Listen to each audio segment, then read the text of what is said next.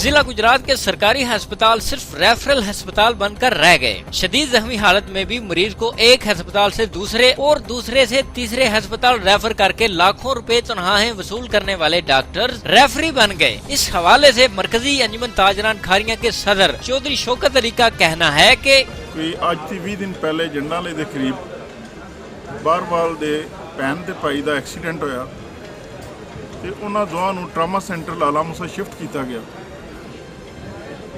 ਲਾਲਾ ਮੂਸਾ ਜਦੋਂ trauma centre shift ਹੋਏ ਅਸੀਂ ਤੇ ਉਹਨਾਂ ਨੂੰ ਸਮਝ ਲਿਆ ਕਿ ਸਾਡੇ ਵਾਸਤੇ ਉਹ ਮਸੀਹਾ ਨੇ ਤੇ ਉਹਨਾਂ ਨੇ ਕਿਹਾ ਜੀ ਕਿ ਇਹਦਾ ਇਲਾਜ ਸਾਡੇ ਕੋਲੇ ਤੇ ਮੁਮਕਿਨ ਹੀ ਨਹੀਂ।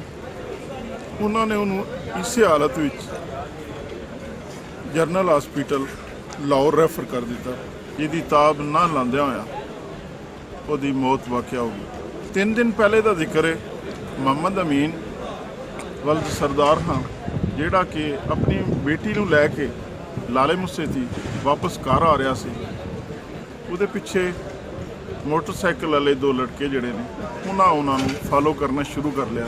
ਉਹਨਾਂ ਨੇ ਮੋਟਰਸਾਈਕਲ ਮਾਰ ਕੇ ਉਹਦੀ ਮੋਟਰਸਾਈਕਲ ਸੁੱਟ ਦਿੱਤੀ ਤੇ ਡਿੱਗੇ ਹੋਏ ਤੇ ਉਹਨਾਂ ਨੇ ਫਾਇਰਿੰਗ ਕਰ ਦਿੱਤੀ। ਸਾਡਾ ਪੁਲਿਸ ਸਟੇਸ਼ਨ ਮਿਲਿਆਣਾ ਹੀ ਬਣਦਾ ਸੀ। ਉਹ ਮਲਕਾ ਲੈ ਕੇ ਗਏ ਤਾਂ ਉਹਨੇ ਕਿਹਾ ਕਿ ਸਾਡੇ ਕੋਲੇ ਤੇ ਇਹਦਾ ਇਲਾਜ ਨਹੀਂ। ਉਹਨੂੰ ਇਸੇ ਹਾਲਤ ਵਿੱਚ ਉਹਨਾਂ ਨੇ ਤਹਿਸੀਲ ਹੈਡਕੁਆਟਰ ਹਸਪਤਾਲ ਰੈਫਰ ਕਰ ਦਿੱਤਾ। ਜਦੋਂ ਉਹ ਉੱਥੇ ਲੈ ਕੇ ਗਏ ਤੇ ਉਹਨਾਂ ਨੇ ਕਿਹਾ ਕਿ ਇਹ ਸ਼ਦੀਦ ਜ਼ਖਮੀ ਹੈ, ਲਿਹਾਜ਼ਾ ਇਹਦਾ ਆਪਰੇਟ ਹੋਣਾ। ਮੈਂ ਇਹ ਵੀ ਦੱਸਣਾ ਚਾਹਾਂਗਾ ਕਿ ਜਿਹੜੇ ਉਹਦੇ 2 ਗੋਲੀਆਂ ਲੱਗੀਆਂ ਸਨ ਉਹ ਦੋਏ ਪੱਟ ਦੇ ਵਿੱਚ ਲੱਗੀਆਂ ਸਨ। ਉਹਨਾਂ ਨੇ ਉੱਥੋਂ ਉਹਨੂੰ ਗੁਜਰਾਤ ਡਿਸਟ੍ਰਿਕਟ ਹਸਪੀਟਲ ਰੈਫਰ ਕਰ ਦਿੱਤਾ। ਡਿਸਟ੍ਰਿਕਟ ਹਸਪੀਟਲ ਵਾਲਿਆਂ ਉਹਨੂੰ ਦਾਖਲ ਤੇ ਕਰ ਲਿਆ, ਲੇਕਿਨ ਇਸੇ ਹਾਲਤ ਵਿੱਚ ਸਵੇਰ 11 ਵਜੇ ਉਹਦੀ ਮੌਤ ਵਾਕਿਆ ਹੋ ਗਈ।